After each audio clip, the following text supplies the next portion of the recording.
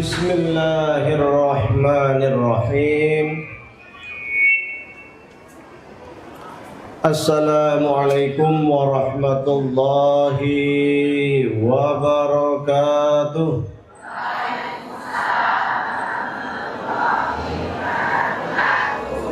Alhamdulillahi rabbil alamin.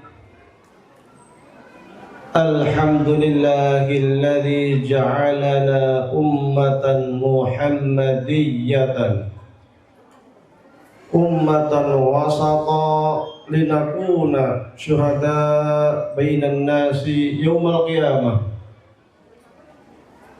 Walladzi an'amana bi ni'matil iman wal islam wal ukhuwah was salamah wal karamah wa amarna bit tamassuk bi kitabillahi wa sunnati rasulillah wa aujaba alaina al amra bil ma'rufi wan nahya 'anil munkar. Wa asyhadu an la ilaha illallah wahdahu la syarika lah, lahul mulku wa lahul hamdu yuhyi wa yumitu wa huwa ala kulli syai'in qadir. Wa asyhadu anna Muhammadan 'abduhu wa rasuluh alladzi qad ballagha ar-risalah wa adda al-amanah wa kashafa al-ummah wa jahada fillahi haqqa jihadih hatta atahu al-yaqin. Allahumma salli ala sayyidina wa habibina wa syafiina Muhammad sallallahu alaihi wasallam wa ala alihi wa sahbihi wa tabi'in wa tabi'in at-tabi'in wa man tabi'ahum bi ihsanin ila yaumiddin, amma ba'du. Yang kami hormati Ketua PDM Banjarnegara, Ketua Pimpinan Aisyah Banjarnegara, Pimpinan Cabang Muhammadiyah, Pimpinan Cabang Aisyah, Wanayasa, Pimpinan Ranting Pesantren dan sekitarnya. Yang kami hormati Bapak Kepala Desa Pesantren, semua hadirin jamaah sekalian yang berbahagia. Ada yang dari luar Muhammadiyah, ada yang dari Nahdlatul Ulama. Kami hormati juga, ahlan wa sahlan. Puji syukur kehadiran Allah Subhanahu wa taala pada siang hari ini kita sama-sama berkumpul thalabul ilmi, silaturahmi. Mudah-mudahan mendapatkan barakah dari Allah Subhanahu wa taala. Shalawat berserta salam semoga tetap tercurah untuk baginda Nabi Muhammad sallallahu alaihi wasallam. Jamaah sekalian yang berbahagia, sebuah kebahagiaan bagi kami untuk kali kedua saya berkunjung di Wanayasa. Entah tahun lalu, entah sebelumnya. Saya pernah ngisi di sini di masjid, ya, pas Ramadan, masjid dekat sini. Nah, sekarang bersama jamaah yang masya Allah sangat luar biasa, teladan. Kalau melihat jamaah seperti ini, semakin optimis kalau Muhammadiyah itu besar, Muhammadiyah ke depan aman, ya. Amin. Muhammadiyah jaya. Karena beberapa waktu sering saya keliling di beberapa tempat, sering menemukan kajian-kajian Muhammadiyah itu ya rame, alhamdulillah, tapi yang datang umur 60 tahun ke atas.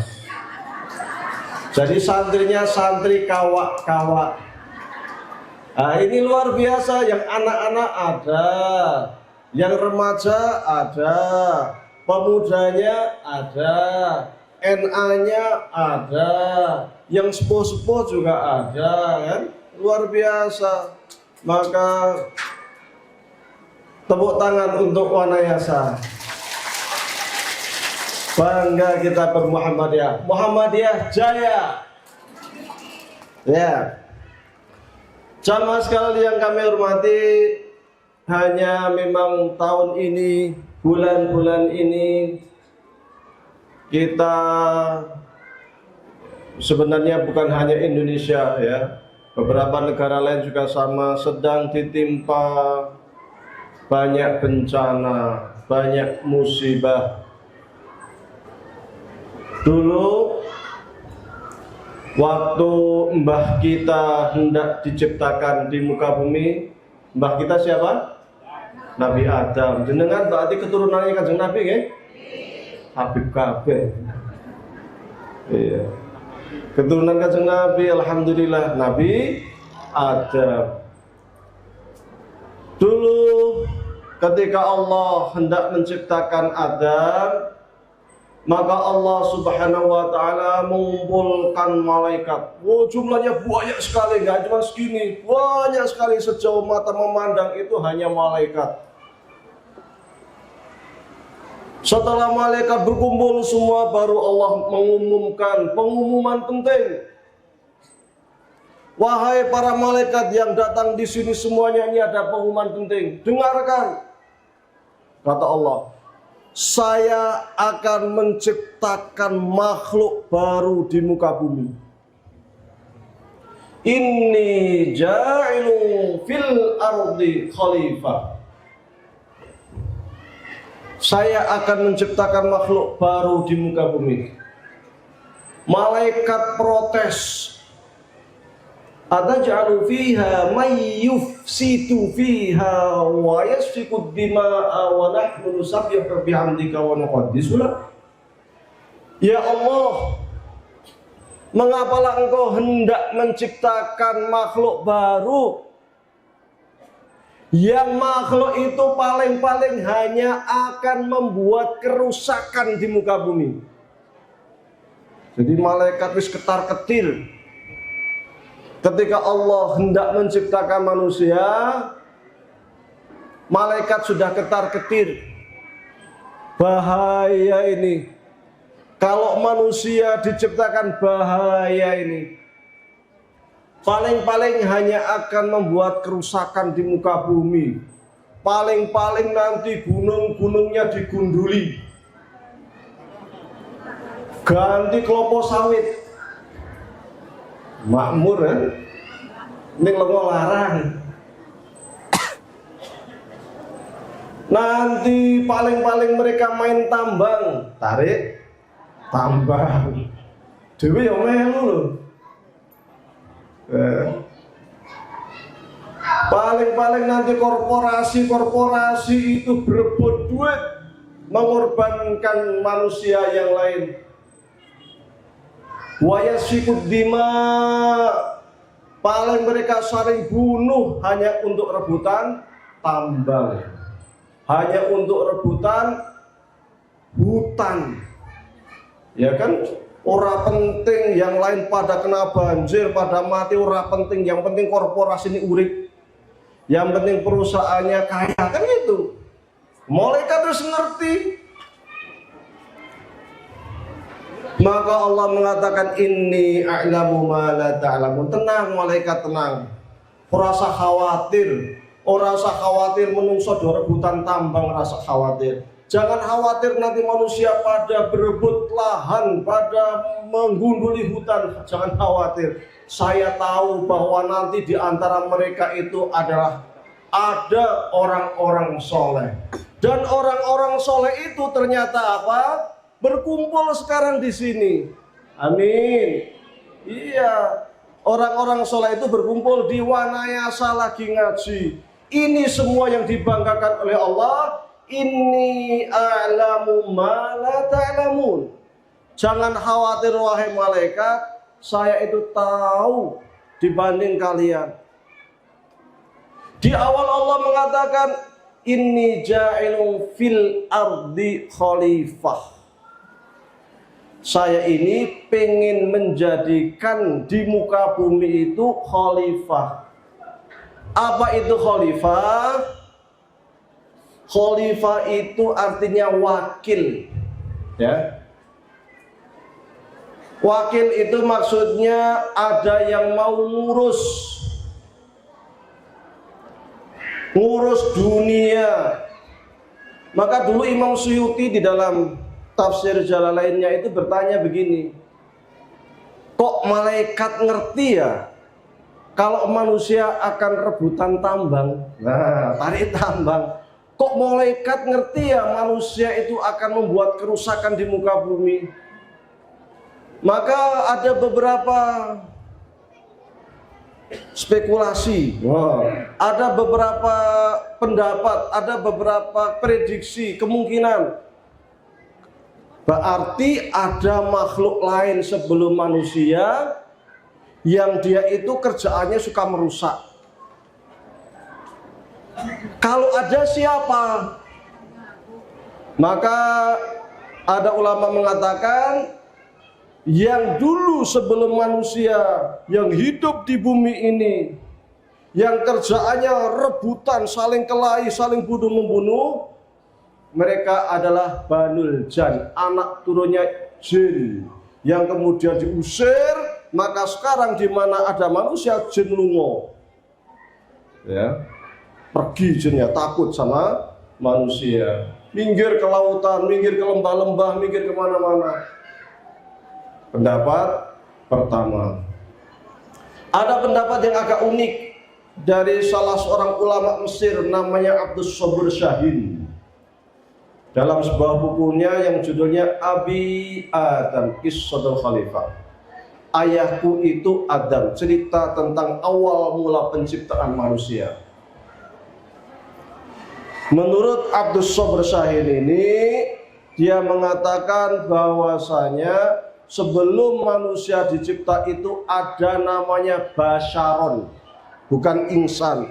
Basyar itu sejenis manusia tetapi bukan manusia. Nah, kalau zaman sekarang para ilmuwan menyatakan itulah manusia purba, manusia trinil, ya. Ada istilah apa? Meganthropus paleojavanicus, Pithecanthropus erectus. Nah, itu nek guru-guru ngerti. Cari yang benar mana, wallahu a'lam. Yang pasti malaikat sudah khawatir bahwa manusia kelak itu akan membuat kerusakan di muka bumi. Lagi-lagi Allah mengatakan inni ja'ilun fil ardi, sesungguhnya kami itu ingin jadikan di muka bumi, bukan di surga. Maka ketika Nabi Adam, Siti Hawa ke surga, itu hanya tempat transit. Uskun anta wa zawjukal jannata, wahai Adam, wahai Hawa, tinggallah kamu di surga. Hanya ingin ngasih tahu ke Adam, ke Hawa, ini loh surga, tempat orang-orang suci, tempat orang-orang soleh, tempat orang yang diridhai Allah, tempatnya seperti ini. Engkau wahai Adam dan Hawa, anak turunmu yang suci-suci itu, yang bersih-bersih dari maksiat, yang soleh-soleh, kelak ketika mereka itu meninggal dunia tempatnya di sini. Allah kasih tahu ke Adam, wahai Adam, wala taqrabu hadhihi syajarah fatakuna minadz zalimin. Jangan wahai Adam deketi satu pohon ini, karena kalau kamu mendekati pohon itu nanti jadi orang zalim. Namun menjadi sarana, sarana itu wasilah, ya. Adam dilalai mendekati pohon tersebut dan makan buah khuldi, sehingga qulna bitu minha jami'a, sehingga Adam dan Hawa dihukum oleh Allah untuk turun di bumi. Tapi ayat pertama mengatakan inni ja'ilun fil ardi, sesungguhnya kami jadikan Adam dan Hawa itu untuk tinggal di bumi, bukan di surga. Adapun di surga itu tempat transit sementara, adapun mangan buah khuldi itu sekedar sebagai sarana, sebab supaya Adam itu bisa keluar dari surga. Sesungguhnya Allah sangat mudah mengatakan wahai Adam langsung tinggal di dunia, gampang bisa. Tapi Allah menginginkan supaya kita itu dapat cerita bahwa mbah kita itu aslinya tempat pertamanya tempat datangnya itu di surga, supaya kita itu kangen masuk surga. Amin. Mudah-mudahan semua yang di sini masuk surga. Amin. Dibangkitkan bersama para nabi, para anbiya. Amin. Mendapatkan syafaat baginda Nabi Muhammad SAW. Amin. Ya. Maka fil ardi, di bumi, bukan di Mars, bukan di Pluto, ya, bukan di Jupiter, enggak, fil ardi. Maka para ilmuwan zaman sekarang dengan teleskop yang sangat canggih, NASA di Amerika melakukan penelitian tentang benda-benda di luar angkasa yang jumlahnya triliunan, yang jumlahnya tak terbatas, tak bisa dihitung oleh manusia. Sampai sekarang tidak menemukan benda di angkasa seperti bumi, yang di situ ada anginnya, yang di situ ada airnya, oksigennya, semuanya sangat pas untuk kehidupan. Yang di situ banyak pepohonannya, yang di situ banyak hewan-hewannya. Tidak ada, karena Allah sudah sudah memberikan petunjuk, inni ja'inu fil ardi, di bumi. Maka di ayat lain dikatakan engkau lahir dari bumi, engkau hidup di bumi, dan engkau akan mati di atas bumi, dan di sini pula kalian kelak akan dibangkitkan. Maka kita hidup di sini, maka bumi ini menjadi bagian dari rahmat Allah, menjadi bagian dari nikmat Allah.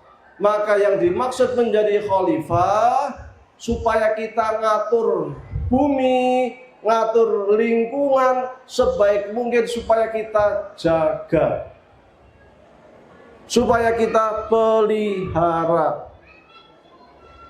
Maka dulu baginda Nabi Muhammad SAW mengatakan, wahai umatku, sekiranya engkau itu mempunyai pokok kurma.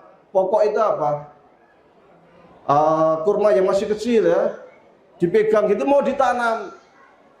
Sekiranya engkau itu ada pokok kurma hendak engkau tanam, dilalai kiamat datang, baru mau nanam kiamat. Sekiranya engkau masih bisa tanam, tanamlah. Padahal umur kurma tahunan, kiamat sudah tiba, tapi kata Rasul, tanam meskipun kiamat datang. Itu artinya apa? Kita itu disuruh untuk menjaga alam kita, menjaga lingkungan kita. Soalnya nang beri rana kursi mesake.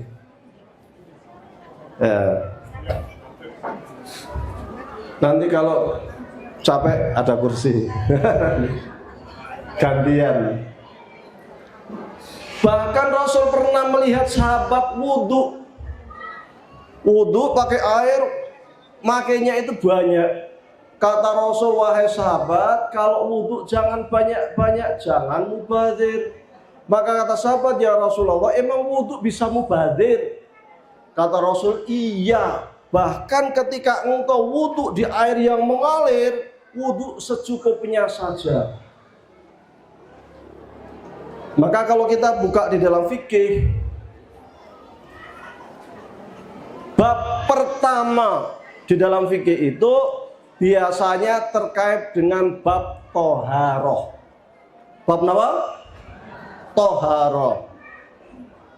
Imam Al-Ghazali di dalam kitab Ihya Ulumuddin mengatakan, disampaikan juga di dalam Bidayatul Hidayah, bahwa saya yang namanya toharoh itu ada dua macam. Toharoh ada berapa? Dua macam. Toharoh ada berapa? Dua macam. Yang pertama namanya toharoh hati, toharoh batin. Yang kedua toharoh fisik atau di luar toharoh batin. Toharoh batin itu maksudnya supaya hati kita bersih dari berbagai macam penyakit hati, supaya kita tidak riya, supaya kita tidak takabur, supaya kita tidak ujub, supaya kita tidak berlaku zalim, supaya kita tidak bermaksiat. Itu namanya suci batin kita. Yang kedua, suci fisik. Fisik itu tubuh kita. Suci lisan kita, supaya kita tidak mudah mengumpat orang lain, supaya kita tidak mudah mencaci, memfitnah orang lain, menzalimi orang lain. Suci fisik kita, sehingga ketika kita berhadas wajib mandi. Ketika wanita selesai haid wajib mandi. Ketika kita hendak sholat wajib berwudu. Itu suci tubuh kita. Bukan hanya suci tubuh, di dalam fikih ada juga suci lingkungan kita. Maka disuruhlah kita itu menjaga supaya air itu tidak terkena najis untuk kita bisa sah wudhunya. Artinya tidak boleh buang sampah sembarangan. Kebersihan dianggap sebagai bagian dari iman. An-nadzafatu minal iman. Supaya kita menjaga lingkungan kita bersih, hati kita bersih, lisan kita bersih, anggota tubuh kita bersih, air kita bersih, lingkungan kita bersih. Masya Allah, ulama kita itu luar biasa. Ulama kita dulu itu sudah berpikir yang sangat jauh. Sebelum orang-orang barat sekarang berbicara tentang lingkungan, membahas tentang perlindungan hutan, perlindungan air, kebersihan, dan lain sebagainya, ulama kita dulu luar biasa. Sudah membahas tentang kebersihan batin kita, kebersihan lisan kita, tangan kita, air kita, lingkungan kita, luar biasa. Sayangnya para umat Islam saat ini tidak banyak yang menyentuh terkait materi-materi luar biasa yang sudah dituliskan oleh ulama-ulama kita. Akhirnya apa? Kita tahunya bahwa kebersihan, bahwasanya menjaga lingkungan itu seakan-akan itu ilmu dari barat. Padahal umat Islam sudah sangat luar biasa. Terkait musibah yang ada di sekeliling kita, itu ada 3 macam. Ya, musibah ada berapa? 3 macam. Yang pertama, yang namanya musibah itu bisa azab. Apa? Azab. Yang kedua, musibah itu bisa ibtila atau ujian. Yang kedua, ujian. Apa? Ujian. Yang pertama tadi apa? Azab. Yang kedua, wis taman kawak-kawak pinter-pinter. Yang ketiga, ya, kan tadi ada 3. Itu akibat dari ulah manusia. Akibat dari ulah manusia. 3-tiganya disebutkan di dalam Al-Quran dan sunnah baginda Nabi Muhammad SAW.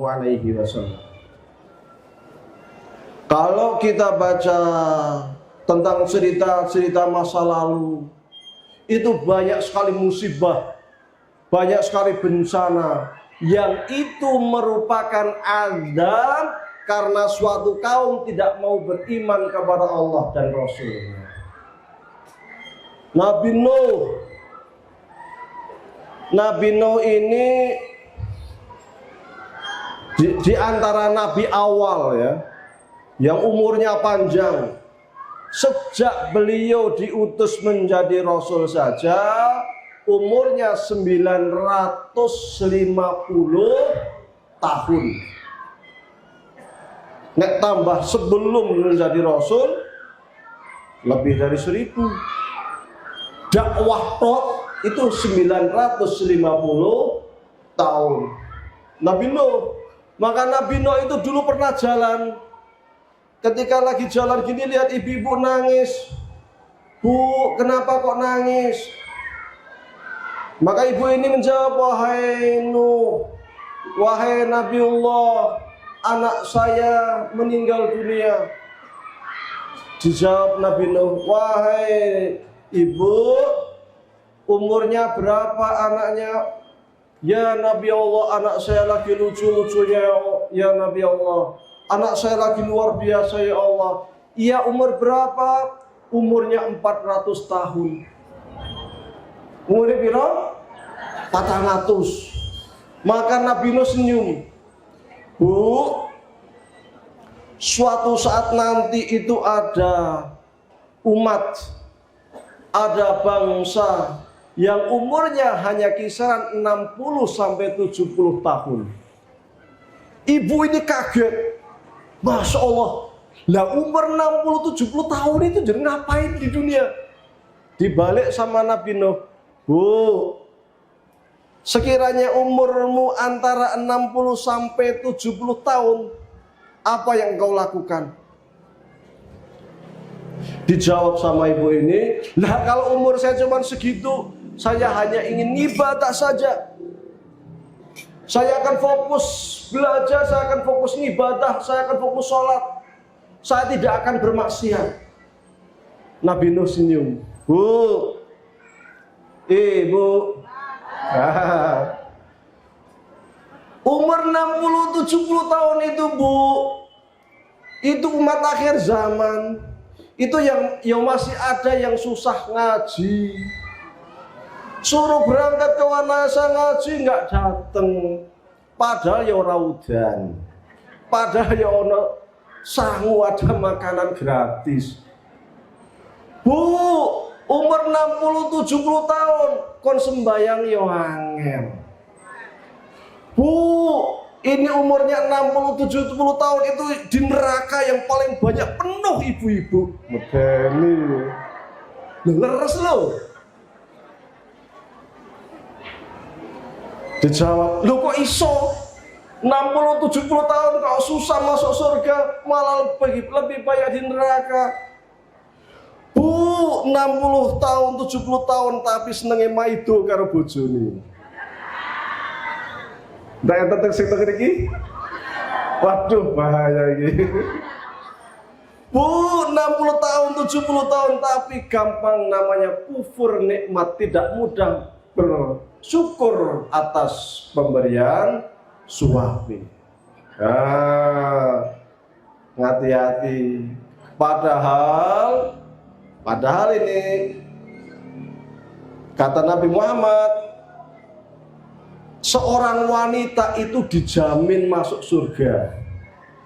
Idza sholat waktaha, kinjur medeni, wa shomat syahroha, wa ata'at zawjaha, wa hafidhat farja wa ata'at zawjaha, tadkhulul jannata min ayyi babin syi'ti. Sekiranya seorang ibu-ibu itu pertama sholat tepat waktu, waduh, dilalai ngisi, datang acara pernikahan, sudah make upnya tebel, adzan, wahjan, wis batal arep sholat. Engko dhisik entar dulu lah sayang, nanti hilang make upnya, ora sudah sholat. Lagi masak, adzan, wah nanggung, engko gosong sithik meneh. Lagi bersih-bersih adzan, sedikit lagi tahu-tahu waktunya habis, ujung-ujungnya diqadha. Ndak enten sing teng mriki kados ngeten niku? Wonten. Waduh. Karena wasomat syaraha, puasanya dilakukan puasa Ramadannya, tapi pas puasa Ramadan haid, akhirnya tidak puasa. Bagus, memang tidak boleh puasa kalau lagi haid. Sudah waktunya suci, angkuse. Nah, angkuse itu nanti dulu sejenak, akhirnya tertinggal satu waktu sholat. Hati-hati. Kemudian kata Rasul, wa hafizat farjah, menjaga dirinya. Yang terakhir wa ata'at zaujaha, taat sama suaminya. Maka kata Rasul, tadkhulul jannata min ayyibabin syi'ti, silahkan masuk surga dari pintu manapun yang engkau kehendaki. Enak toh jadi ibu-ibu? Enak ning angel. Iya, maka kata Rasul itu ada 3 kufur. 3 kufur. Yang satu kufur itu khusus untuk ibu-ibu. Ngedeni. Ada namanya kufur nikmat, ada kufur iman, yang ketiga itu namanya kufur asyirah. Kufur apa yang ketiga? Asyirah. Apa itu kufur asyirah? Kufur asyirah itu ibu-ibu yang gampang maidu. Iya, saya cuma menyampaikan hadis Nabi. Nah, kata Rasul waktu Mi'raj ke langit, lihat ibu-ibu banyak sekali di neraka. Maka kata Rasul, ya Jibril, ini kok ibu-ibu kok banyak sekali ya di neraka, katanya. Iya ya Rasulullah, ini ada apa ya, katanya.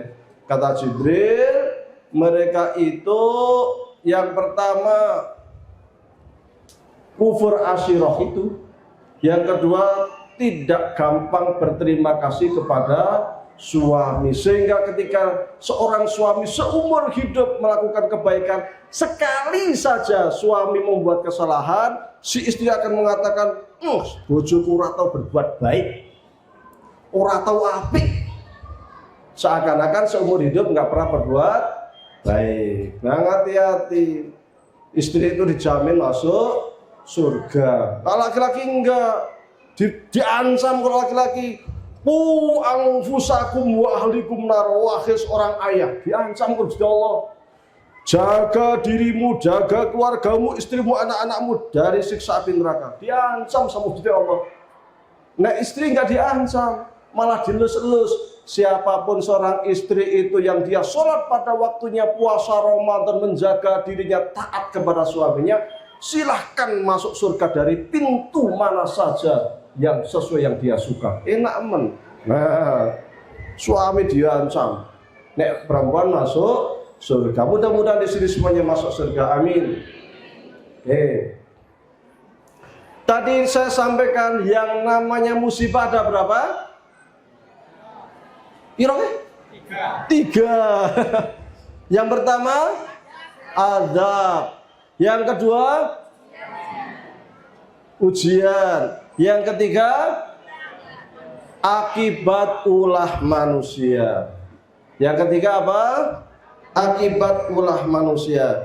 Ini biar nggak sepaneng tak kasih.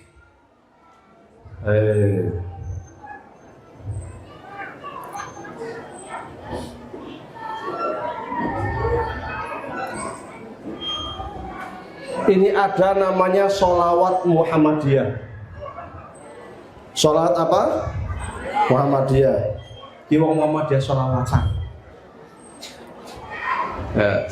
Ditirukan, tak tuntun alon-alon.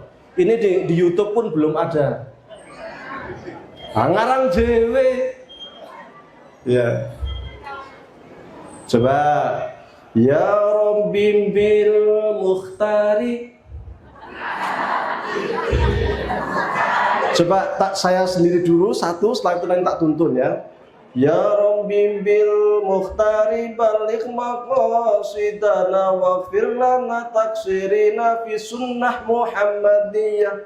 Nahmaduka Allahumma ala azimin ni'am sirna itibaan lisirratil Muhammadiyah. Wa nusalli ala nabi salatan daimatan idzirna nujahidu bil qudwatil Muhammadiyah. Fallahu khasal muta wa nu'lini wa al-haqi bil imani wal islam wa numdihu tana fir risalah Muhammadiyah. Fallahu khasal mustafa bil dzikri wa tabsyiri bil wahyi wat tasri'i wal anwaril Muhammadiyah. Jenengane salat Muhammadiyah, mburine kudu Muhammadiyah kabeh. Ya Rabbi thabitna ala khuluqil huda linakuna khurasan lidakwah Muhammadiyah. Wis, bilang Muhammadiyahnya terakhir ya.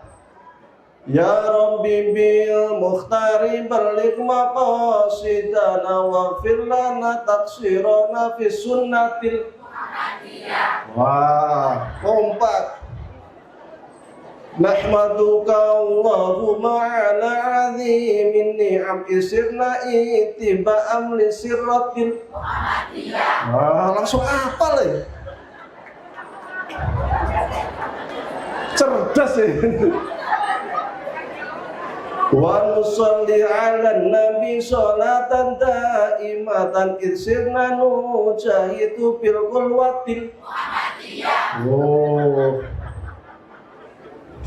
Wa nu'lili wa al-hamdi bil imani wal islam wa numdi bi khutana fir risalatil Muhammadiyah. Fallahu khassal Mustafa bi dzikri wa tabsyiri bil wahyi wa tasyri'i wal anwaril Muhammadiyah. Ya Rabbi thabitna ala khuluqil huda linakuna khurasan lida'watil Muhammadiyah. Muhammadiyah.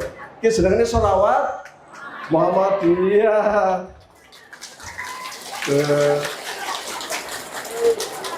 Karangane dhewe. Kono gawe selawat Nahdiyah dhewe iso gawe selawat Muhammadiyah. Coba tak tuntun ya.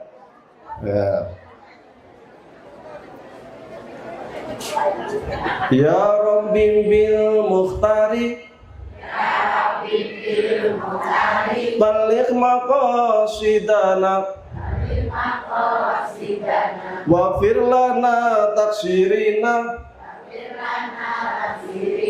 Ulangi. Wafir lana taksirona fi sunnatil Muhammadiyah. Nahmaduka Allahumma ala azimin ni'am isirna ittiba'an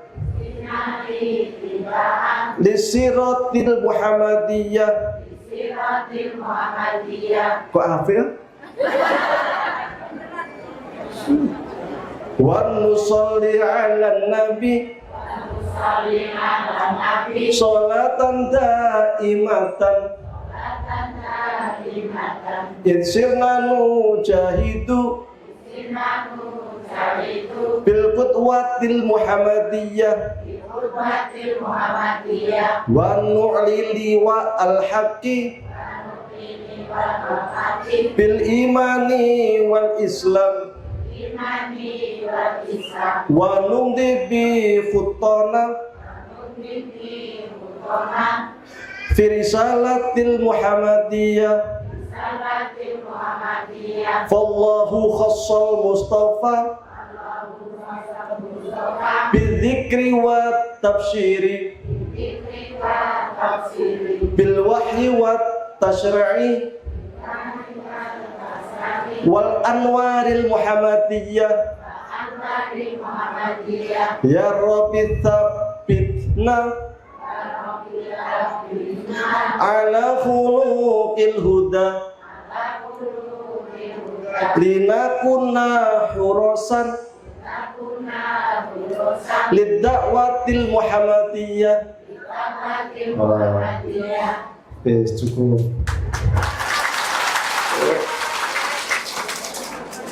Salawat apa? Muhammadiyah. Iya, Muhammadiyah salawatan. Itu boleh man sholla alaihi sholatan sallallahu alaihi asyra. Barang siapa yang membaca salawat kepadaku satu salawat, maka Allah akan kasih 10 kali rahmat. Ya, isinya opong, jangan dikira nanti saya ngapusi kan.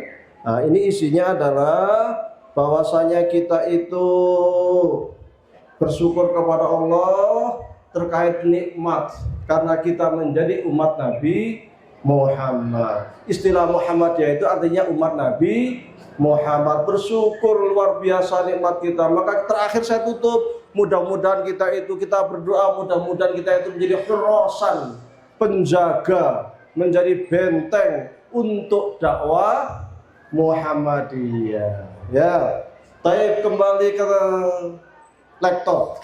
Nah, kembali ke laptop. Tadi dikatakan apa? Yang namanya musibah itu ada berapa? 3. Jadi kalau pulang dari sini ke ono isine ngajine apa? Tadi dibilang ngajinya itu katanya musibah ada 3. Yang pertama yang namanya azab, yang kedua namanya ujian, yang ketiga namanya hasil dari ulah manusia. Azab itu karena Allah murka. Tadi saya sampaikan Nabi Nuh, ya. Nabi Nuh ini yang umurnya sangat panjang, dianggap sebagai nabi pertama yang riwa-riwi kesana kemari berdakwah kepada tauhid. Sebelumnya Nabi Adam semua bertauhid, punya anak banyak, ya, ada Syed, ada siapa, semuanya bertauhid, ya. Nabi Idris mulai. Nah, Nabi Nuh ini dakwah ke sana kemari karena sudah banyak yang kufur, manusia sudah tidak mau beriman. Dakwah 950 tahun hanya dapat 40 orang yang mau beriman mengikuti Nabi Nuh. Wah, ini kita alhamdulillah 3.000 orang di sini, masya Allah, ahli surga semua, amin. Itu Nabi Nuh 950 tahun keliling hanya dapat 40 orang. Nek patang pulau ki paling berapa lari tok? 1, 2, 3 patang lari tok. Enggak ada yang mau beriman. Sehingga Nabi Nuh meminta kepada Allah, ya Allah, ini saya dakwah ke sana kemari. Kalau saya datang mereka tutup telinganya. Kalau saya sampaikan mereka pergi meninggalkan saya. Siang malam saya dakwah kepada mereka supaya mereka kembali ke ajaran tauhid, satu pun tidak ada yang mau, ya Allah. Hanya 40 orang yang mau, ya Allah. Ini sampai anak saya, istri saya pun nggak mau beriman, ya Allah. Ya Allah, kayaknya sudah nggak akan ada lagi yang beriman. Andai mereka ini mempunyai putra, mempunyai anak, paling anak-anak mereka juga kufur, paling anak-anak mereka juga tak mau menyembahmu, ya Allah. Ya Allah, saya berdoa, saya memohon, ya Allah, kalau memang begini, hancurkan saja mereka, tenggelamkan saja mereka. Yang namanya Nabi, kalau doa mustajab, ya, Nabi. Tapi mustajabnya doa juga kadang tidak langsung, meskipun Nabi. Nabi Syu'aib, Nabi siapa? Nabi Ibrahim, Rabbi habli minas sholihin, minta doa, ya Allah kasih saya anak soleh. Sejak di Irak sampai ke Mesir, nggak diberi anak-anak sama Allah. Sampai istrinya yang pertama, wahai Ibrahim, coba nikah lagi saja. Barangkali dari istri yang kedua nanti akan muncul anak yang soleh. Ndak enten sing teng ngriki kados ngaten niku. Suaminya nggak punya istri, belum punya anak, kemudian istrinya udahlah nikah lagi aja bibi. Siapa tahu nanti ada anak soleh. Ndak enten? Wow. Geger. Ya. Sampai segitunya. Supaya apa? Supaya mendapatkan anak yang soleh. Meskipun Nabi Ibrahim itu berdoa Rabbi habli minas sholihin, ya dikabulkan. Akhirnya dari istri yang pertama punya anak, dari istri yang kedua punya anak, tapi butuh waktu panjang. Kadang kita yang bukan Nabi sekarang doa pengen langsung kabul. Ya, itu Nabi Yakub doa supaya anaknya siapa? Nabi Yusuf yang kecil hilang, dimasukkan ke sumur, pengen ketemu, sampai nangis, sampai buta. Ketemunya setelah Nabi Yusuf besar, setelah jadi pemuda yang luar biasa, setelah jadi menteri, butuh bertahun-tahun. Itu doanya Nabi. Lah kita bukan Nabi, dianggap orang soleh yang bro, nggak tahu soleh apa enggak, pengennya sekarang doa langsung kabul, ya kan? Ya. Di Nabi Nuh doa akhirnya semua tenggelam, hujan lebat, dari bumi keluar mata air, dari langit hujannya luar biasa, banjir bandang. Banjirnya tidak seperti di Aceh sekarang, banjirnya tidak seperti yang di Sumatera Utara. Itu masih tersisa orang-orang, masih tersisa tempat-tempat yang tidak terkena banjir. Ini banjir pada masa Nabi Nuh, banjir sedunia sak jagat, banjir kabeh. Sampai anaknya mau naik ke gunung supaya selamat. Sampai Nabi Nuh lihat, wahai anakku, ikut saya. Karena sekarang ini tidak ada seorang pun yang akan selamat kecuali yang ikut kapal dengan saya. Kata anaknya, wahai ayah, saya akan ke gunung yang bisa yaksimuni, yang bisa melindungi saya dari kebinasaan, yang bisa melindungi saya dari banjir. Naik gunung, gunung selamat, gunung perahu. Ternyata tenggelam gunungnya, bayangkan, gunung saja kelelep. Berarti banjirnya luar biasa besar. Habis seluruh umat manusia, sisa 40. Sehingga Nabi Nuh itu seperti membangun peradaban baru. Seperti manusia itu terlahir baru. Setelah dulu Nabi Adam, kemudian Nabi Idris dan lain sebagainya, manusia banyak. Zaman Nabi Nuh entek, habis sisa berapa? 40. Jadi musibah, azab yang sangat luar biasa. Kenapa diadab seperti itu? Karena mereka tidak mau beriman kepada Allah. Fir'aun kena musibah di Mesir itu, pada zaman Fir'aun musibahnya bermacam-macam. Pernah paceklik. Sampai akhirnya Fir'aun datang kepada Musa, wahai Musa, doalah engkau kepada Tuhanmu supaya kita itu nggak paceklik. Kalau tidak paceklik kita akan beriman. Nabi Musa berdoa, hilang paceklik, masih nggak beriman. Datang kodok, ya, kodok banyaknya minta ampun, tanah pertanian habis dimakan kodok, sampai masuk ke istana, masuk ke kamar-kamar, naik ke atas ranjang, kodok seakai. Wabah kodok. Sampai kemudian Fir'aun mengatakan, wahai Musa, tolong kamu doakan kepada Tuhanmu. Kalau kodok ini hilang dari tanah Mesir, kami semuanya akan beriman. Kemudian Nabi Musa doa kepada Allah supaya menghilangkan kodok. Hilang kodoknya, kufur lagi. Datang lagi belalang. Banyak sekali belalang. Tanah pertaniannya hancur semua, dimakan oleh belalang. Kelaparan luar biasa di Mesir, bencana, azab Allah menimpa siapa? Fir'aun dan kaumnya, ya, karena mereka tidak mau beriman. Akhirnya Fir'aun datang lagi kepada Nabi Musa, wahai Musa, tolong doakan, ini bencana luar biasa, kelaparan kita wahai Musa, bingung kita, pertanian kita habis, tolong doa kepada Allah supaya mengangkat azab ini. Doalah Nabi Musa, hilang, masih juga kufur lagi, diazab lagi.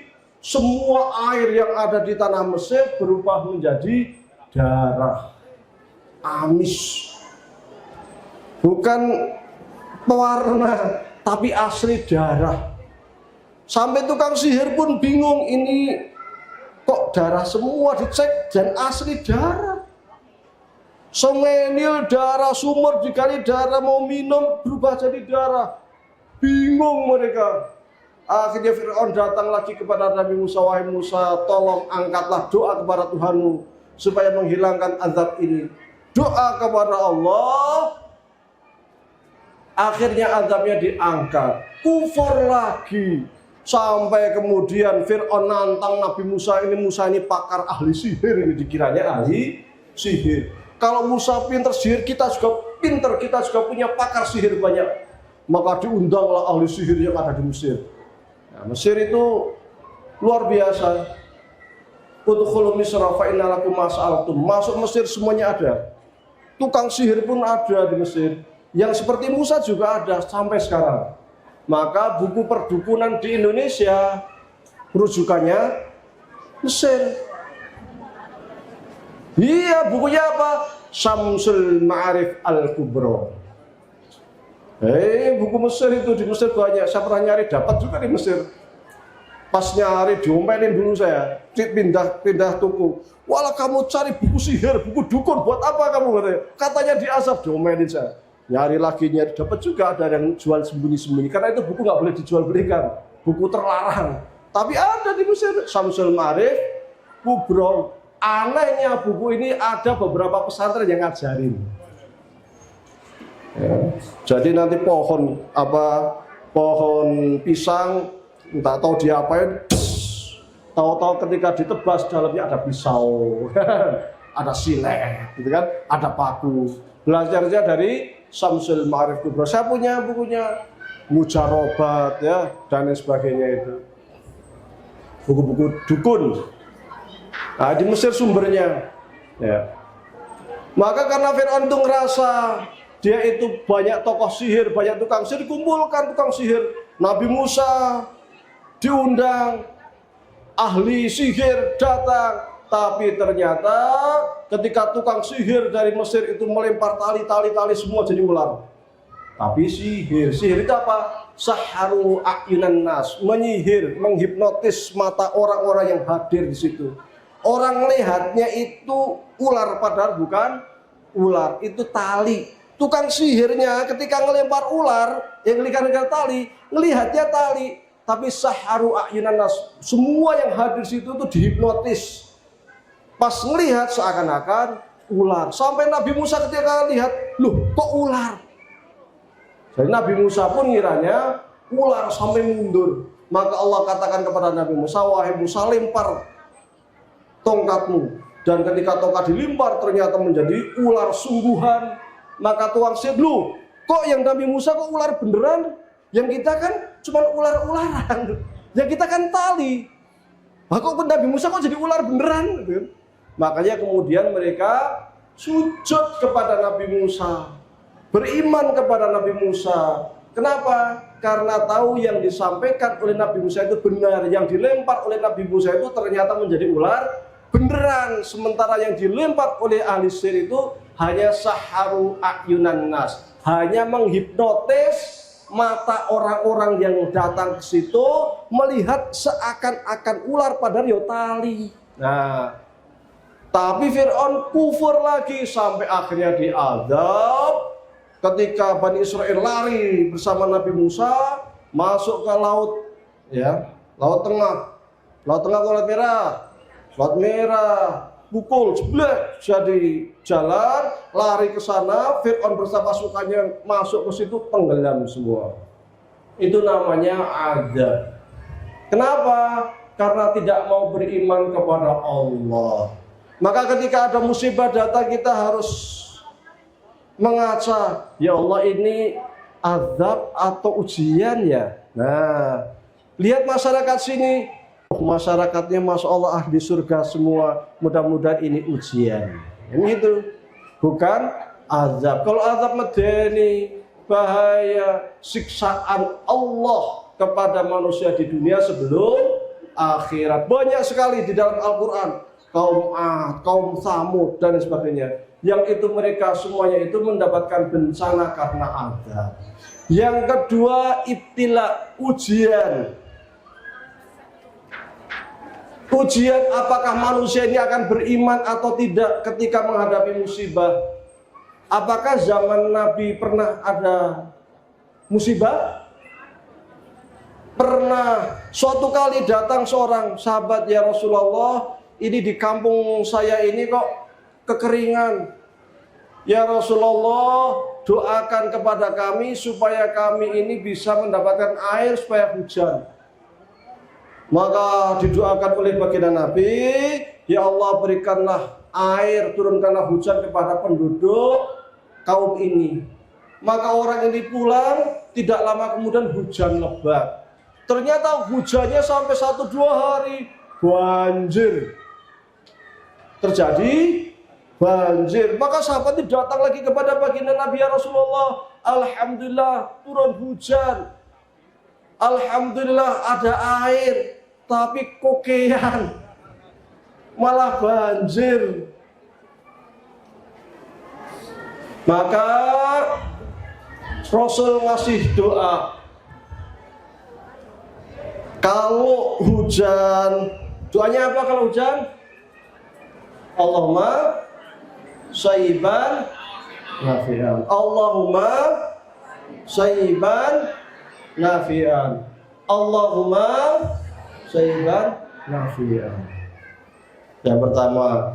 Yang kedua, Allahumma hawalaina la alaina. Apa? Allahumma hawalaina la alaina. Allahumma hawalaina la alaina. Ora usah ngundang pawang hujan. Pakai apa ketuk-ketuk men ora udan. Nggak perlu. Kalau hujan biar mau punya hajat, punya apa, nggak usah ngundang pawang hujan men raudan. Udan ya ora apa-apa, doanya Allahumma shayyiban nafi'an. Biar nggak banjir, biar nggak merusak acara, doa juga ya Allah, Allahumma hawalaina la alaina. Doa ya, supaya apa? Supaya apa yang Allah berikan berupa hujan itu tidak menjadi sumber bencana buat kita. Supaya hujan-hujannya itu dicukupkan di ladang-ladang kita, di kebun-kebun kita, di tempat kita secukupnya, tidak sampai membawa banjir. Kalau sampai banjir bagaimana? Ya. Kalau sampai tanah longsor bagaimana? Kita berdoa, inna lillahi Allah ya, inna lillahi wa inna ilaihi raji'un. Jadi pas datang itu langsung inna lillahi wa inna ilaihi raji'un. Supaya kita selalu berserah diri, kita sabar ya. Pada masa sahabat ya, pada zaman Nabi juga pernah terjadi gempa. Pernah terjadi goyangan bumi ya. Waktu itu di Uhud, Nabi bersama Abu Bakar, bersama Umar, bersama Utsman, sama sahabat-sahabat lain, tiba-tiba goyang. Wah, goyang. Maka Rasul jejak tanahnya begini, wahai gunung Uhud, diam. Karena di atas kamu itu ada satu as-siddiq. As-siddiq, siapa yang mendapat gelar as-siddiq? Abu Bakar As-Siddiq dan dua syahidain, dan dua orang syahid. Waktu itu Umar dan Utsman padahal masih hidup, tapi Rasul sudah mengetahui, mendapatkan wahyu dari Allah bahwa dua orang ini akan meninggal syahid. Maka Rasul mengatakan, wahai bumi, wahai Uhud, diam, karena di atasmu ada satu siddiq dan dua orang yang akan mati syahid, yaitu Umar dan Utsman. Itu ibtila, itu ujian. Maka Al-Quran jelas, wa nabluwannakum bisyai'in minal khawfi wal ju' wa naqsin minal amwali wal anfusi wat thamarat wa basyirus sabirin. Jadi kita hidup itu penuh ujian. Ujian dari apa? Dilalai, tinggal panen, tahu-tahu banjir hilang semua. Punya rumah mewah bagus, tahu-tahu gempa hancur. Punya anak digadang-gadang, ya Allah anak saya anak soleh, baik sekali, luar biasa. Jalan dari pondok mau pulang, kecelakaan. Dan enten ini 3 hari lalu, saya dapat WA dari teman saya di Mu'alimin, kelas 3 Mu'alimin. Kelasnya liburan sama keluarga, diajaklah berenang, jebule ya. Ternyata di situ tenggelam, meninggal dunia. Tahun lalu ada juga santri Mu'alimin, pas pulang di Batang kalau nggak salah itu kecelakaan. Padahal sudah selesai Mu'alimin, lagi ngurus visa untuk berangkat ke Mesir. Itu artinya apa? Bahwasanya yang namanya meninggal dunia itu akan datang kapan saja. Kibis sak jam ya. Ya. Saya dikasih waktu berapa menit ini udah sejam. Sedikit ya, sedikit lagi. Yang namanya meninggal dunia itu datang kapan saja. Anak kecil meninggal pantas, bayi meninggal pantas, remaja meninggal pantas, pemuda meninggal pantas, mbah-mbah meninggal, wah sang saya pantas.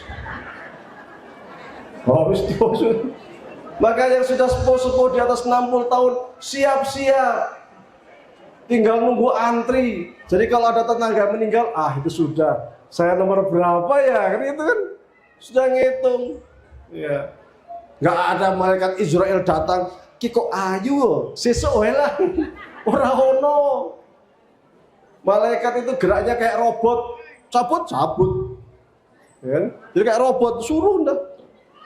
Nggak bisa diperintah malaikat. Bahkan Nabi Muhammad pun nggak bisa memerintah malaikat. Pernah suatu kali Nabi Muhammad ketemu malaikat Jibril, kemudian Nabi Muhammad datang, wahai Jibril, kok lama sekali nggak kesini, nggak menemui saya. Saya ini sedang rindu pada wahai Jibril. Saya ini sedang menghadapi peristiwa yang luar biasa dari kaum saya Jibril. Dihina, dicaci, luar biasa wahai Jibril. Kok nggak datang-datang? Apa jawab Jibril? Wahai Muhammad, saya pun rindu, saya pun pengen ketemu, tapi saya itu hanya malaikat yang hanya menjalankan perintah Allah. Itu malaikat kayak robot, sehingga kalau mencabut nyawa ya sesuai perintah Allah. Ya. Anak kecil, remaja, gadis cantik, pemuda, mbah-mbah apa meneng kan? Ya, jadi kapan saja mati itu pasti datang. Kita hanya nunggu antrian saja. Maka ketika menghadapi hal-hal demikian siap. Sesuatu yang kita miliki ini hanya titipan. Harta yang kita miliki hanya titipan. Gak ada di dunia ini yang kekal, itu gak ada. Bahkan kesenangan pun tidak ada yang kekal. Anak kelas 1 naik kelas 2 senengnya minta ampun, alhamdulillah lulus nilainya 100. Ranking 1, 2, 3, 4 hari udah selesai. Pengen nanti kelas 3. Ya kelas 3 pas lulus, pengen kelas 4 terus begitu. Nggak ada habis-habisnya. Sekarang dapat mobil baru, alhamdulillah senengnya orang umum, senang sekali. Tapi 2, 3, 4 hari kemudian pengen mobil yang lain.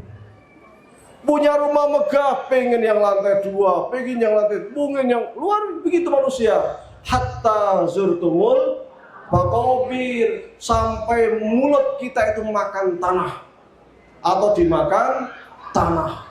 Baru selesai. Maka jangan kaget kalau ada orang korupsi 300 triliun. Kira-kira kalau 300 triliun buat beli dawet, iso renang ya? Banjir sewanayasa. Buat beli permen gitu kan. 300 triliun. Wong kita tadi, saya tadi makan di situ berdua pakai teh. Pinten Bu? 21.000 war, 21.000 ke 2 orang wis warek, wis ramot. Ini kok korupsi 300 triliun. Ya, Masya Allah. Itu saya kadang mikir, itu kelak malaikat apa enggak gemesnya minta ampun ya gitu. Di neraka itu disiksa potong kecil-kecil. Biyen kok 300 triliun. Tusuk bakar sate gitu kan. 300 triliun. Bluk bluk gitu kan. Saking sengite malaikat. Bayangkan. Perut kita itu paling 20.000, 40.000, tapi itulah manusia. Anda dikasih 1 gunung emas, pasti pengen minta 1 gunung emas lagi. Dapat lagi, minta 1 gunung emas lagi. Sampai Irian Jaya dikeruk, kasih koyo sumur. Sampai seperti telaga begini, masih kurang. Itu manusia. Makanya dulu malaikat mengatakan, tuh kan dulu udah saya bilang kalau manusia itu diciptakan akan seperti itu. Nah, kan? Tapi kemudian Allah akan balik ngomong, itu loh, lihat di wanayasa orang pada duduk ngaji. Luar biasa, ahli surga. Amin. Ini namanya ibtila ya. Dulu zaman Umar bin Khattab pernah terjadi ibtilak seperti ini. Paceklik pernah, sampai ada orang nyolong, nyuri, ditangkap, dihadapkan ke Umar. Wahai Umar bin Khattab, ini ada orang nih, pencuri. Kalau pencuri hukumnya apa? Potong tangan. Kena nyuri ayam, nyuri pitik. Nek yang dicuri itu negara. Nek 300 triliun, mosok cuma dipotong tangan. Gantung. Innama jazaa'ul ladzina yuharibuna Allah wa rasulahu wa yas'una fil ardi fasadan ayyuqattalu aw yusallabu aw tuqatta'a aydihim wa arjuluhum min khilaf aw yunfawna minal ard. Orang yang dia itu memusuhi Allah dan Rasulnya, wa yas'auna fil ardi fasadan, kerjaannya buat kerusakan di muka bumi sehingga menimbulkan banjir, tambang akhirnya rusak semuanya, ya. Gunung dibabatin semuanya. Apa pahalanya? Pahala. Apa balasannya, hukumannya itu? Ayyuqattalu, dihukum mati. Ya, mestinya, atau ayyusallabu, disalib. Salib begini, kayak orang Kristen dulu ya. Nah, Kristen kan disalib tuh gambarnya tuh. Disalibnya di mana? Di tengah jalan, di perempatan jalan. Untuk kota ayatiwar sudah min khilaf. Potong tangan kanan, potong kaki kiri, potong kaki kanan, potong tangan kiri. Baru dipenggal. Ini mereka yang korporat yang membuat banjir di Aceh itu. Mestinya seperti itu. Yang membuat kerusakan sehingga Sumatera Barat hancur seperti itu. Hukumannya mestinya seperti itu. Kalau diterapkan hukuman seperti itu, insya Allah negara aman. Kapan itu?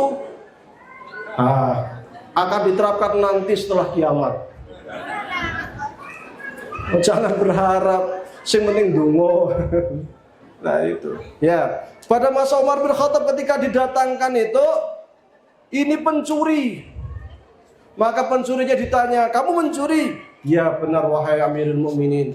Kamu tahu nggak apa balasan seorang pencuri? Hukumannya apa? Tahu ya Amirul Mukminin. Diapakan? Potong tangan wahai Amirul Mukminin. Loh, kamu sudah ngaku sekarang potong tangan? Saya protes ya Amirul Mukminin. Loh, kenapa protes?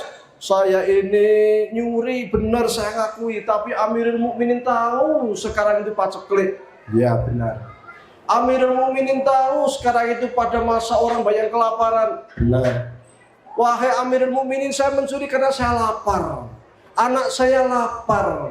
Istri saya lapar. Tangga saya kaya. Enak-enakan dia kaya, makan enak, nggak ingat saya tetangganya. Akhirnya saya ngambil harta dia untuk menghidupi saya, menghidupi istri saya, menghidupi anak saya.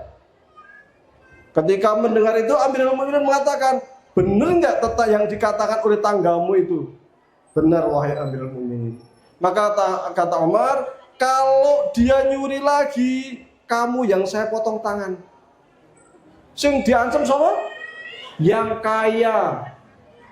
Orang kayanya yang diancam. Kenapa? Karena di tetangganya miskin, sampai mencuri kok nggak tahu. Wong dia hidupnya enak. Zaman sekarang ada kakek-kakek nyuri kayu sithik. Kayu hanya sekedar beberapa biji, dihukum 3 tahun penjara, 5 tahun penjara. Sementara yang membabat hutan sampai banjir bebas. Nah, Indonesia. Ya begitu. Kalau hukum Islam nggak boleh begitu. Jadi hukum itu bukan hanya terkait dengan kalau begini-begini, tapi ada yang namanya kemanusiaan. Karena paceklik dan dia butuh mencuri, tidak dihukum oleh Umar bin Khattab. Bahkan yang dicuri malah dihukum. Kalau dia sampai nyuri, kamu yang saya hukum. Pernah juga zaman Umar ini terjadi pagebluk. Pagebluk itu apa? Ya gampangnya COVID lah, taun. di Syam. Syam itu Suriah, Lebanon, Palestina. Ya. Waktu itu Umar mau ke Syam, mau ke Suriah atau mau ke Palestina. Di jalan dapat informasi, wahai Amirul Mukminin, jangan ke Syam. Kenapa? Di sana ada penyakit taun. Taun itu apa? Persis kayak COVID ya. Jadi yang meninggal banyak sekali, kena sedikit meninggal, banyak sekali meninggal. Ya. Sehingga pada beberapa sahabat besar meninggal dunia karena taun. Maka kemudian ada orang berkata kepada Umar, wahai Umar, wahai Amirul Mukminin, saya pernah mendengar baginda Nabi mengatakan sekiranya ada pagebluk di suatu bangsa, maka kita tidak boleh masuk. Dan yang di dalam tidak boleh keluar. Maka Umar langsung berangkat siap-siap, kalau begitu kita pulang ke Madinah. Maka ada sahabat yang protes, wahai Amirul Mukminin, kenapa kita takut terhadap takdir Allah? Kalau kita masuk ke Syam, kalau takdir kita mati, kita mati. Kalau kita sehat, nggak usah takut, masuk aja ke Syam. Dijawab sama Umar, saya lari dari takdir Allah menuju takdir Allah. Artinya apa? Ya kita harus usaha menyelamatkan diri, jangan kemudian tawakal. Sudah tahu mau banjir, sudah tahu mau longsor, santai saja di situ. Kalau sudah tahu bahaya, pergi supaya selamat. Jadi kita ada unsur usaha supaya kita selamat. Itu ibtila, itu ujian. Maka ketika ujian itu tinggal kita bisa beriman atau tidak. Bisa tetap bersyukur atau tidak. Bisa tetap sabar atau tidak. Yang terakhir, karena setengah rolas udah setengah 12 jam lebih. Ya, yang terakhir, musibah karena ulah manusia. Zaharul fasadu fil barri wal bahri bima kasabat aydin nas yujzaun bima amilu. Kata Allah, kerusakan yang ada di darat, yang ada di Sumatera, yang ada di Kalimantan, yang ada di Aceh, yang ada di Irian Jaya, yang ada di lautan. Sebab apa? Karena akibat ulah manusia. Ketika kerusakan ini akibat ulah manusia, maka kata Allah, liyujzaun bima amilu, maka Allah, karena mereka sudah buat kerusakan, Allah akan memberikan balasan terkait dengan apa yang mereka lakukan. Masalahnya, kalau terjadi kerusakan di bumi seperti itu, ketika terjadi banjir, itu banjir nggak pilah-pilah. Oh, ini orang soleh, minggir, banjirnya minggir. Enggak begitu. Oh, ini orangnya rajin ke masjid, selamat. Enggak begitu. Rata, hancur semua. Yang soleh, yang kafir, yang kufur, hancur semua. Bahkan yang membuat kerusakan justru duduk di Jakarta nonton TV, nonton YouTube. Ini tuh hancur semua. Baru nanti di akhirat akan dipilih, ini syahid, yang ini azab, ini karena ikut kerja dan korporasi, azab syahid. Baru nanti di akhirat akan dipilih. Tapi di dunia kena semua akibat ulah manusia.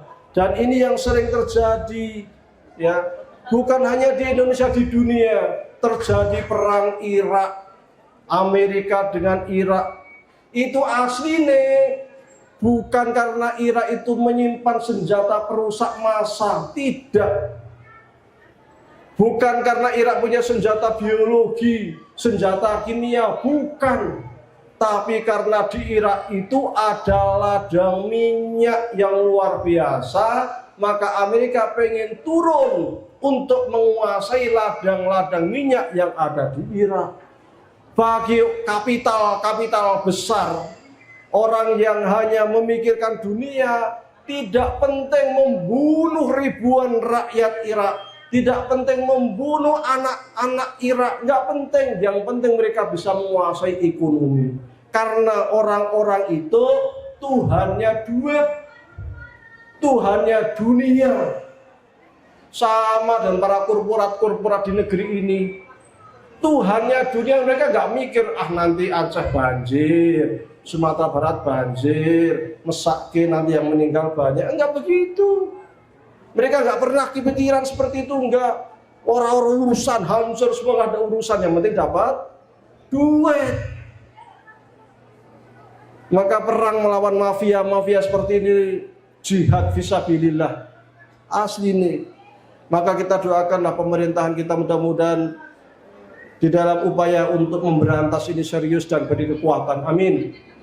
Karena ini demi maslahat. Dalam Al-Quran banyak sekali wala tufsidu fil ard ba'da islahiha. Jangan kamu buat kerusakan di muka bumi setelah bumi ini sebelumnya baik-baik saja, baik-baik saja, bagus-bagus saja. Jangan buat kerusakan.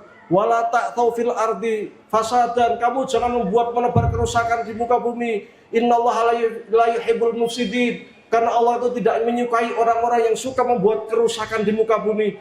Banyak sekali bertebaran ayat-ayat Al-Quran supaya kita itu menjaga bumi kita ini, menjaga lingkungan kita ini. Tapi kitanya yang kadang-kadang kita korban ya. Para korporat itu, para koruptor itu yang tak punya hati nurani, nggak punya rasa mesaking.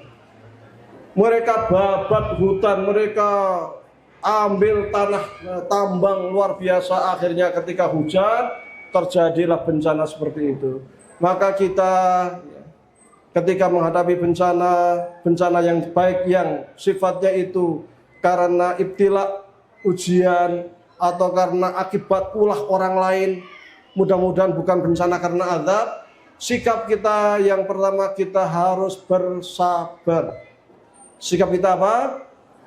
Sabar. Yang kedua, kita yakin bahwa semua itu memang milik Allah.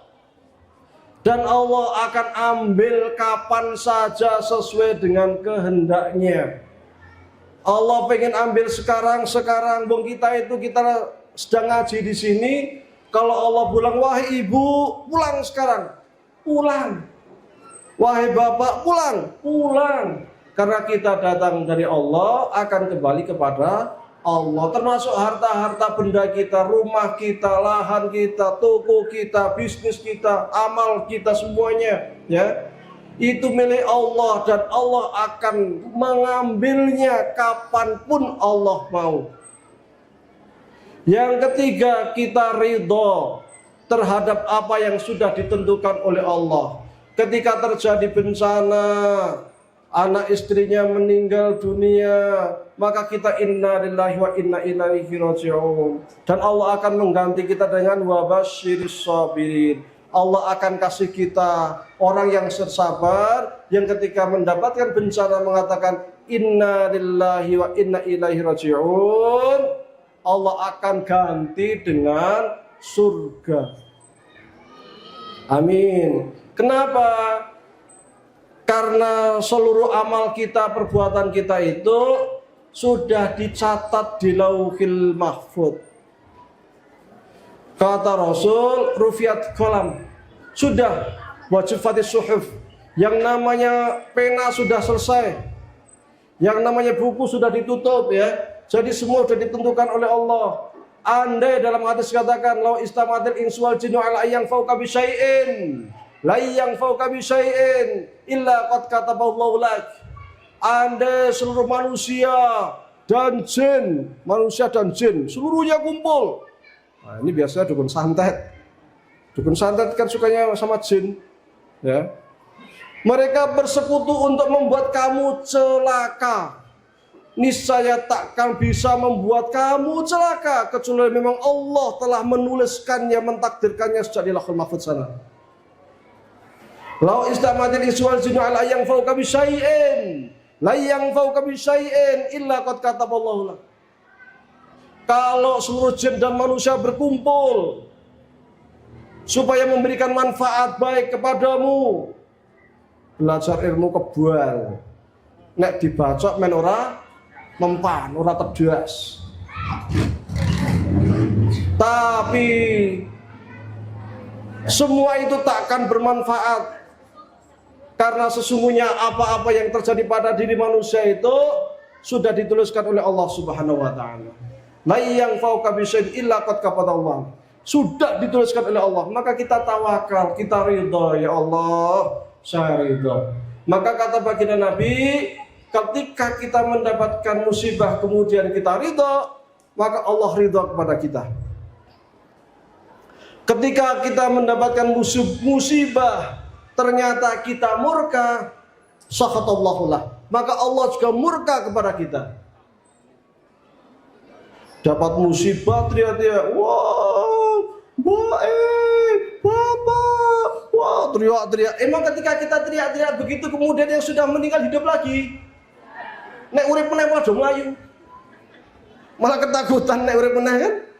Wah, mayite kok urip meneh kan gitu. Nggak akan bisa menghidupkan sesuatu yang sudah meninggal. Maka cukup inna lillahi wa inna ilaihi raji'un, kita doa. Allah maghfirlah warhamhu wa'afi wa'afan. Kita doakan. Ya.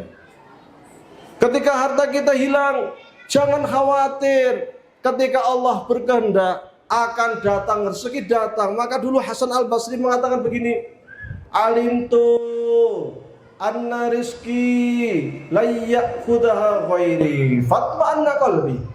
Saya tahu bahwa rezeki yang telah Allah takdirkan kepadaku itu takkan mungkin kesasar dan diambil orang lain. Maka saya yakin saja, saya tenang saja. Artinya ketika dapat musibah, rumahnya hilang kena longsor, ya sudah, kita ridho. Kalau Allah takdirkan, Allah akan mengganti yang lebih baik, ganti yang lebih baik. Karena yang namanya kebahagiaan itu di hati, bukan di harta. Ada orang yang hidupnya pas-pasan tapi hidupnya bahagia, makan enak, tidur nyenyak, ibadahnya juga baik. Tapi ada orang yang berlimpah harta, hidupnya tenang. Ya, sekarang banyak orang-orang pejabat kita yang ketakutan. Kenapa? Takut diaudit. Takut diaudit. Ketakutan. Kenapa? Orang kalau benar nggak takut, tapi kalau salah takut. Hidup nggak tenang, padahal mewah, semuanya ada. Ya ini, maka Rasul mengatakan at-taqwa hahuna, at-taqwa hahuna, at-taqwa hahuna, wa asyara ila sadri thalatha marat. Takwa itu di sini di hati, ketakwaan itu di hati, ketakwaan itu di hati, bukan di harta benda. Benda banyak belum tentu bahagia. Duitnya wakah jebule bojone selingkuh. Enten? Bojone lagi. Duitnya wakah ternyata anaknya narkoba. Ada? Ada. Ini banyak. Maka kita jangan terlena ketika orang punya banyak harta dulu. Ketika koron banyak harta. Koron itu kalau banyak harta itu kuncinya itu banyak. Kalau zaman dulu pamer harta itu dengan cara pamer kunci. Jadi kalau kemana-mana itu bawa kereta kuda, kuncinya digantung. Wah, kunci gudangnya digantung. Orang mengatakan, ya letan, andai saya itu seperti koron ya, sugihnya minta ampun, enak. Persis zaman sekarang, cuman bedanya kalau dulu itu pakai kunci, sekarang pakai YouTube. Pamerkan di YouTube, mangan pamerkan di YouTube. Sampai orang itu nonton, enak banget ya jadi artis ya, sugih, duitnya banyak pol, bahagia banget ya, jebule bojone selingkuh. Rasain dewi, ya kan begitu. Pakean duit. Tapi ketika koron dibinasakan, orang-orang mengatakan alhamdulillah saya tidak seperti Karun. Alhamdulillah tidak seperti Korun. Begitu. Maka haram memamerkan harta. Pamer di YouTube, pamer di apa, Instagram. Wah, saya jalan-jalan, saya punya emas, saya punya ini, saya jangan pamer harta. Itu seperti Korun. Korun yang pamer harta, cuma bedanya dulu pakai kunci, pamernya muter-muter, sekarang pakai YouTube, nggak boleh. Bahaya ya, nanti kena azab baru mumat ya. Tapi mudah-mudahan bermanfaat. Mudah-mudahan apa yang kami sampaikan bisa memberikan manfaat untuk para jamaah sekalian.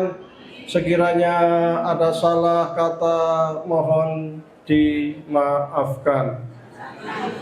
Sebelumnya kita akan doa bersama. Allahumma shalli ala sayyidina Muhammadin fil awalin, Allahumma shalli ala sayyidina Muhammadin fil akhirin, Allahumma shalli ala sayyidina Muhammadin fil mala'il a'la ila yaumiddin. Hamdan syakirin, hamdan na'imin, hamdan yuwafi ni'amahu wa yukafi'u mazidah. Ya Rabbana lakal hamdu kama yanbaghi li jalali wajhika wa 'azimi sultanik. Rabbana taqabbal minna salatana wa siyamana wa ruku'ana wa sujudana wa tadarruana wa takhashu'ana wa ta'abbudana wa tammim taqsirana ya Allah ya rabbal alamin. Rabbana fir lana dhunubana wa li walidayna wa rahmaka rabbana shighara. Allahumma inna nas'aluka ilman nafi'an wa 'amalan mutaqabbala wa rizqan halalan thayyiban. Allahumma inna na'udzubika min ilmin la yanfa wa min qalbin la yakhsha wa min nafsin la tashba' wa min du'ain la yustajab laha. Rabbana la tada' lana dhanban illa ghafartah wa la 'aiban illa satartah wa la maridan illa shafaitah wa la hajatan min hawaiji dunya illa qadaita ya arhamar rahimin. Allahumma inna nas'aluka salamatan fid din wa afiyatan fil jasad wa ziyadatan fil ilmi wa barakatan fil rizqi wa taubatan qabla al-maut wa rahmatan indal maut wa maghfiratan ba'da al-maut. Allahumma hawwin 'alaina fi sakaratil maut wa najjina minan nari wal 'afwa 'inda al-hisab. Allahumma a'inna 'ala dzikrika wa syukrika wa husni ibadatik. Rabbana atina fid dunya hasanah wa fil akhirati hasanah wa qina adzabannar. Walhamdulillahi rabbil alamin. Nun wal qalami wa ma yasturun fastabiqul khairat wallahu musta'an. Assalamualaikum warahmatullahi wabarakatuh.